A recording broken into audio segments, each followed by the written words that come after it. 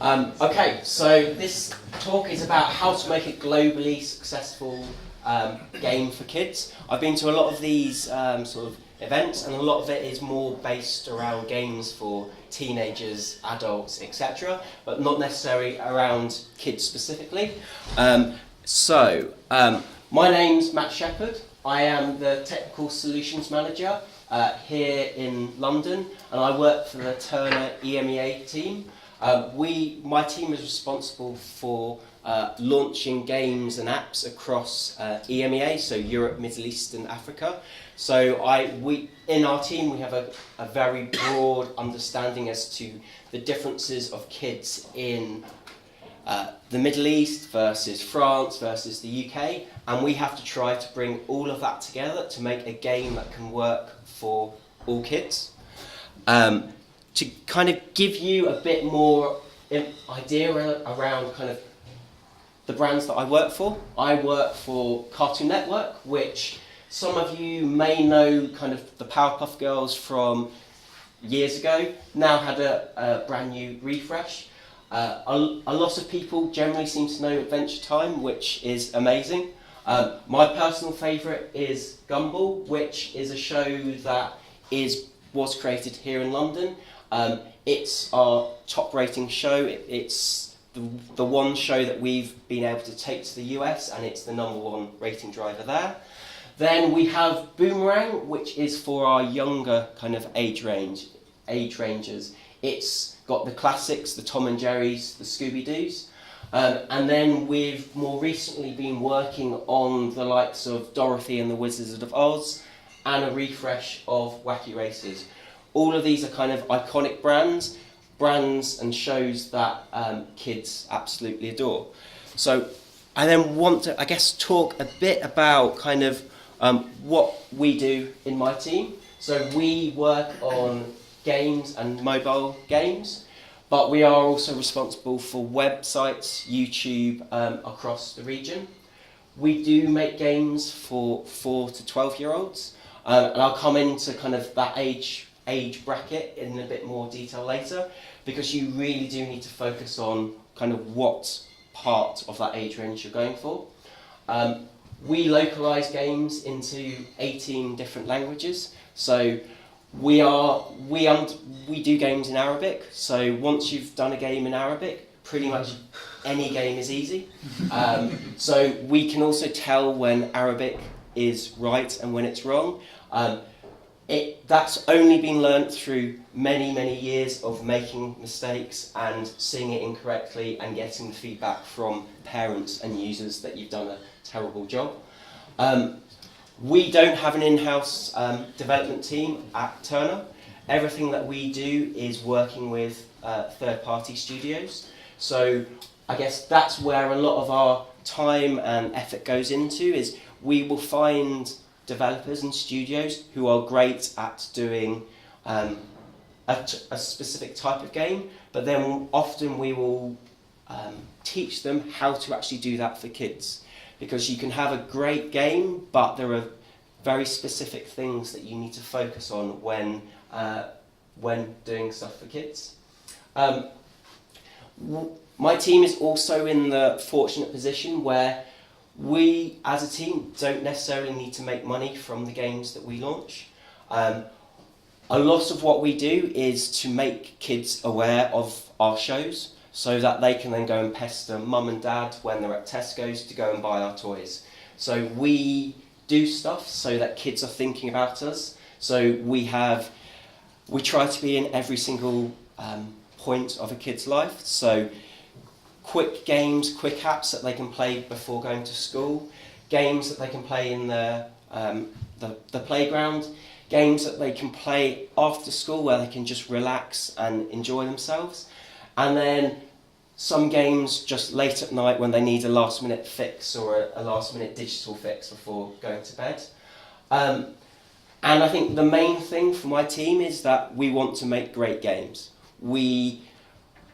That's our main focus. We will always have the kid at the front and centre. We will, as a team, have a lot of internal arguments with other stakeholders who have other priorities.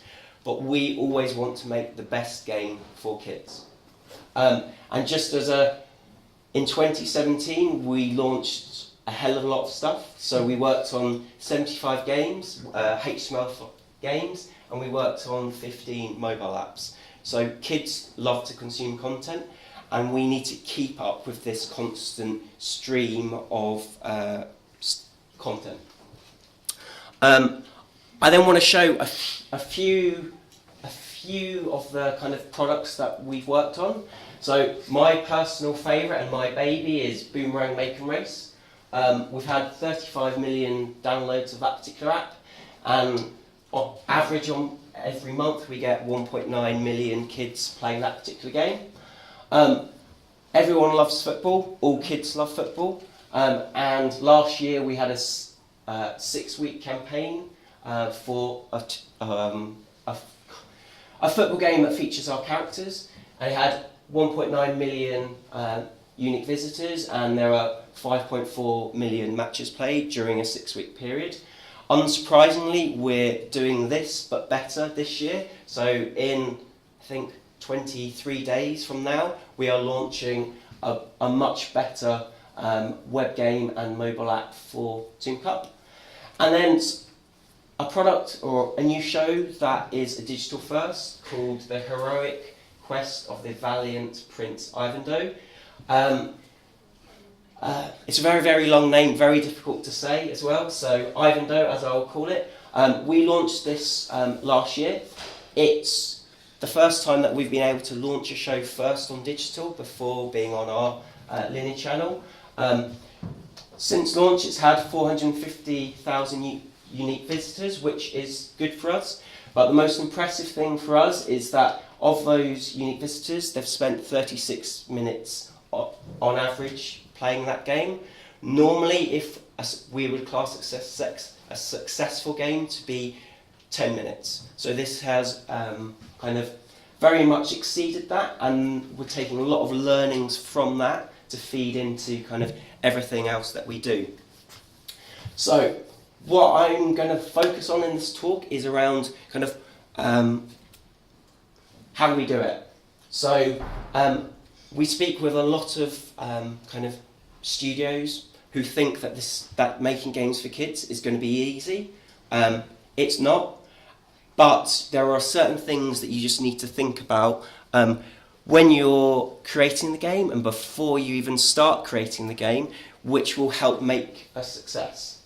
So I guess the main thing for us is to always define who your target audience is going to be. And the main reason for that is a 4-year-old is very different to a 6-year-old, and a 6-year-old is very different from a 9-year-old. So to try and do a game which would work for a 4-year-old and a 9-year-old is next to impossible. So you very much need to decide kind of what your target age range is going to be, because it will fundamentally change what the game mechanic is, how you explain it to the user. So making that is really important.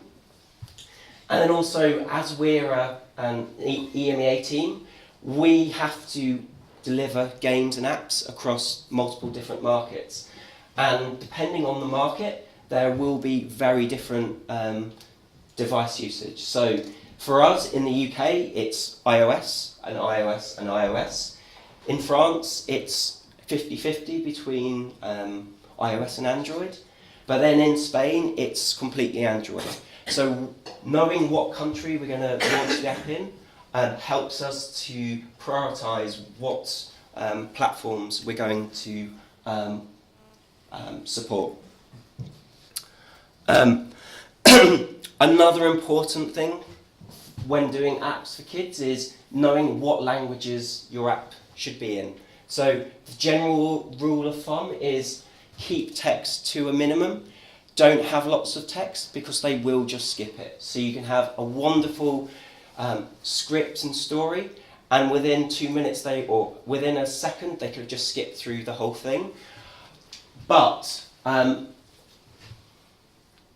thing why it's important to then consider the language is having a localized app does make a big difference for parents. Some parents will only get an app that is available in the native language, and the reason for that is they hate to see the kids struggle. If they see the kids struggling, it's immediately a fault of the app, and they will get rid of the app. Whereas if it's in a language that the child understands, they are just a lot happier that the kids understand it, and then they can progress. Another important thing for language is VO is massively important for kids. If we are, for everything that we do moving forward, and we think that's the reason that Ivandoe was a success, we had the whole story narrated in 18 different languages. Logistically, a massive headache, but actually we think that that's one of the main reasons why kids are actually spending a lot of time on it, because they're explained what to do throughout the whole experience. And the other thing is, at times, icons are great, and they can really help to explain to a user what to do. But at other times, text is just necessary.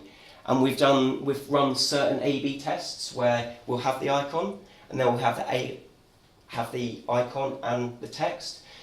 Users we would see an increase of 25% in the conversion by just adding one word of text. And the other thing that we cannot stress enough is, if you do localize your app or localize your game, never, ever, ever, ever, ever use Google Translate. We've had one bad experience. We've had one experience where a developer thought we can just use Google Translate. We have never had more complaints for an app than that particular one. It was just lost. And if you do localize it, also make sure you have vendors who can QA the localized text. You don't want text strings being broken. You don't want things finishing mid-sentence, because it's just a negative thing for parents and the kids to see. We would always stress that you keep it simple. Kids are very familiar with devices. They do start using devices from the age of 2, but they will only be using a few devices, and they will only be using a few swiping gestures. So we've made mistakes where we've done simple gestures like trying to rotate. Kids just did not get that, and we then had to re-engineer the game so that it was more of a swiping action. Again, iconography is important, but I don't want to say copy, but utilize kind of well-known apps that have very distinct icons. So if YouTube has an app, has an icon, generally all kids will understand that that's what it is. So try to use kind of the known conventions. If you're also unable to explain how to play the game within 2 minutes to a kid, you pretty much run the risk of them closing the app. They need that kind of instant gratification, so any longer that they're having to spend learning the control system, they're lost. And we've done this mistake. We've tried to take the idea of Candy Crush and put our spin on it. Don't do that. They are used to that mechanic, and as soon as you try to do something clever, it's just not what they're expecting, and it generally will then lead to kids just bouncing out and uninstalling the app. Something that we still work with a lot of studios who think that they can make games for kids just off the back. But the thing with kids is that you can never make any assumptions, ever. What you think can be a really simple, straightforward game, put it in front of a kid, they may just be so confused that they just bounce. So be prepared to listen to feedback, and it may not be something that you want to hear. They may be highly critical of the game, but ultimately that's the feedback that's important, not the developer who was bored, who added extra features and functionalities. He will probably dislike your feedback, but ultimately he's not the end audience. Again, any feedback is better than no feedback. If you've got a friend of a friend who has a child, get them to play the app, get them to play the game, because you will very quickly pick up little things that you can change that will ultimately improve your end product. Prototypes. Prototypes, I think, for producers who are working on the game are great. Prototypes for kids, not so much. Generally, they need to see pretty much an almost complete game before they can fully understand what's happening. They won't know that some of this is placeholder art. They won't know these quirks that as a producer you will just know to ignore that, or you're factoring that in into your feedback. And then also just make sure that you listen to the focus groups that you're taking and actually you action on it. We, as a company, we don't do enough focus groups, but we've started to do a lot more, and we do just see the positive impact in that, from increased retention to increased ad delivery. So it is just very, very important to listen to. Something for kids, which is, again, it's something that I think a lot of people just forget about, or they think anyone can do a good app icon. App icons are for kids, are a skill. And in this top example, we went to a focus group and actually showed these 4 different app icons to kids. We have seen, by just changing an app icon based on feedback, we saw a 20% spike in downloads after that change, with no increased promotion, nothing apart from changing the app icon. And it is the case of the strongest icons are those that are very clear, they're not got lots of detail, they're just showing a main character. So out of these 4, this chap, this app icon was the best and it's live in stores now. And then for new shows, so this is a show called OKKO, which launched last year. We had a lot of other options, but this one in particular was out of the focus group. It significantly performed better, and it was because of this kind of starburst in the background. Apparently that appeals to kids. So if you're doing a kids app, having starbursts is a good thing. And then some other considerations. So when doing stuff for kids, so incorporating ads is easy, but where you're positioning the ads will have a massive impact on how your game performs. So 3-4 years ago, our ad sales teams wanted just delivery of ads whenever a user opened up the ad.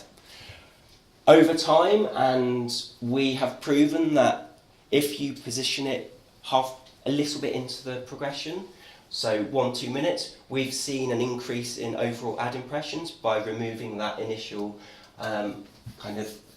pre-roll ad. Additionally, if you're doing ads, make sure it's incentivized or a kid is getting some benefit from it. So whether it's a new life, whether it's a points bonus, something where the child doesn't feel like they're being punished, they are actually getting a reward from sitting through an ad. I think everyone probably in this room is aware of GDPR, but understand the local laws for kids, and in particular, check SDK plugins and SDKs and plugins that they are appropriate to use for kids. There are numerous plugins out there which are industry or are used industry-wide, which aren't necessarily appropriate for kids based on what they're doing behind the scenes. So that's something that you should always check before getting a plugin off the shelf. Check that it's appropriate for kids. This is probably similar for most games, but once it goes live, expect the unexpected. There will just be, with kids in particular, there will be data that just is weird. You've got nothing that you can actually explain it, apart from using the data from your focus groups. See if there's something that was coming out from your focus groups which can help to explain kind of the interesting data that you're getting. And then again, when looking at data with kids, you need to definitely factor in the technology, what device they're using, the internet speed. We generally see that the devices that kids are using will be hand-me-downs from parents. So expect the crappiest Android devices, expect the iPad Mini 2, which is our most popular device, despite it being an absolute beast to try and get stuff running on nicely. The time of day does have a big impact on how users and how kids consume the app. In the morning, they've got a certain. They've woken up, so they're full of energy. By the time that they're coming home from school, they need a game that's more relaxing, calmer, to just unwind from a hard day at school. And then where the user is located in the world will have an impact on how their usage patterns are. So we see very different data for UK kids versus kids in South Africa versus kids in Poland versus the Middle East. So you always need to factor in that kind of that local knowledge into when you're kind of interpreting the data, and that's it. So this is Adventure Time. They're very famous for the fist pump, so thank you, and contact details at the bottom if you want to get in touch. So.